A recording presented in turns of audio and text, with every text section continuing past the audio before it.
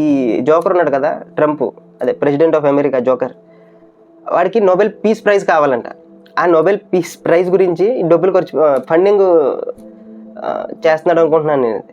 Same with UN కూడా కొన్ని వందల బిలియన్లు ఇంపోర్ట్ చేసుకుంటుంది రష్యా నుంచి, కానీ వాళ్ళు మాత్రం యుక్రెయిన్ వార్కి సపోర్ట్ చేయట్లేదు. ఆ డబ్బులు మాత్రం యుక్రెయిన్ వార్కి వెళ్ళవంట. అయితే ఎక్కడికి వెళ్తే ఈ డబ్బులన్నీ ఈ ప్రెసిడెంట్ ఉన్నాడు కదా జోకర్, ఆడు నోబెల్ పీస్ ప్రైజ్ గురించి వెళ్తున్నట్టున్నాయి. ఓన్లీ మన ఇండియన్ డబ్బే, ఇండియన్స్ కొనే ఆయిల్ మీదే ఈ రష్యా వార్ అంతా జరుపుతుందన్నమాట వీళ్ళు చెప్పేది. అండ్ ఈ ట్రంప్కి జోకర్ ఉన్నాడు కదా, ఇది సిగ్గు కూడా లేదు.